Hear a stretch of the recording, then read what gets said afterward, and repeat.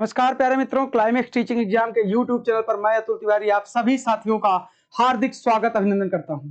आशा और उम्मीद करता हूं कि आप सब साथी स्वस्थ होंगे और अपने पठन पाठन में व्यस्त होंगे। आप सब लोगों के लिए एक शानदार क्लास का आयोजन किया गया है। इस वीडियो के माध्यम से मैं आपको ये बताना चाहता हूं कि गांधी जी की वो कौन सी 11 मांगे थी जिसको इरविन ने मानने से इंकार कर दिया, जिसके परिणाम स्वरूप सविनय अवज्ञा आंदोलन शुरू हुआ। तो कौन थी वो 11 सूत्री मांगे?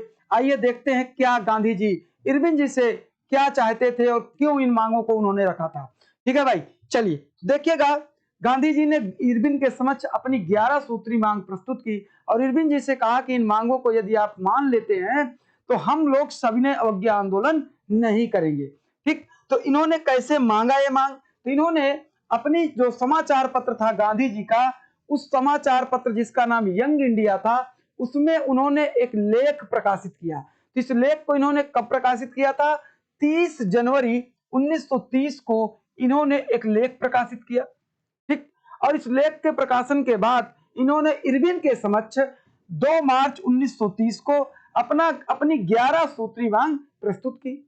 ठीक, और जब गांधी जी ने अपनी 11 सूत्री मांग प्रस्तुत की तो उस समय जो भारत के वायसराय इरविन जी थे, उन्होंने इन मांगों को सुना ही नहीं, अनदेखा कर दिया और इस बात से गांधी जी बेहद असंतोष हुए।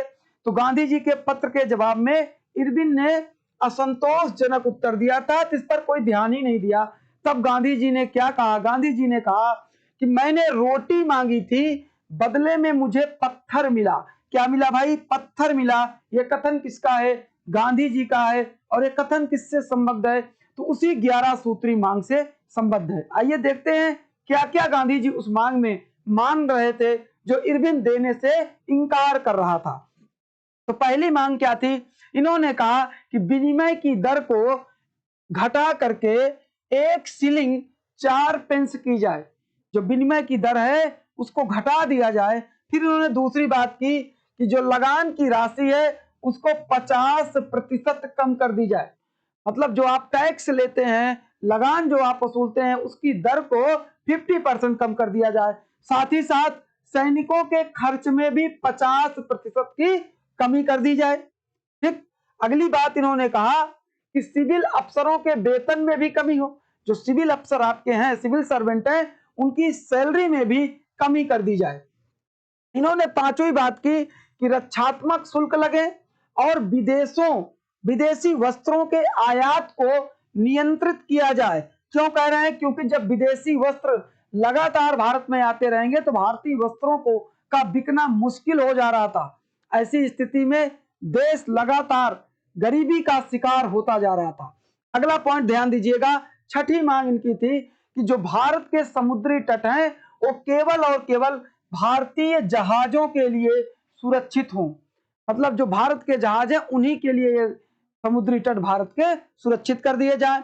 और उन्होंने कहा कि जो आपका गुप्तचर विभाग है, या तो इसे समाप्त कर दिया जाए या उस पर सार्वजनिक नियंत्रण हो। मतलब जो आपका गुप्तचर विभाग है, इन्वेस्टिगेशन डिपार्टमेंट है, या तो उसे आप समाप्त कर दीजिए या उस पर आप लोग सार्वजनिक रूप से नियंत्रण स्थापित कीजिए। तो ये तो बात थी 7वीं मांग की। और 8वीं मांग देखिएगा। इन्होंने कहा कि भारतीयों की आत्मरक्षा के लिए आग्नेय अस्त्र रखने का अधिकार मिले। जो बंदूक है अभी तक वो भारतीयों के पास रखने का अधिकार नहीं था। गांधी जी कह रहे हैं कि भाई इसके लिए भारतीयों को भी आप आग्नेय अस्त्र रखने का अधिकार दीजिए और इसके लिए अनुमति पत्र प्रदान किया जाए। मतलब लाइसेंस दिया जाए। क्या दिया जाए? लाइसेंस दिया जाए कि हम लोग भी बंदूक रख सकते हैं अपनी आत्मरक्षा के लिए। ठीक, अगली बात देखिएगा। इन्होंने कहा कि नमक कर को समाप्त किया जाए। गांधी जी नमक कर की बात यहां कहां पे कर रहे हैं? तो अपने 11 सूत्री मांग में नमक कर को समाप्त किया जाए, ऐसी भी बात बोल रहे हैं।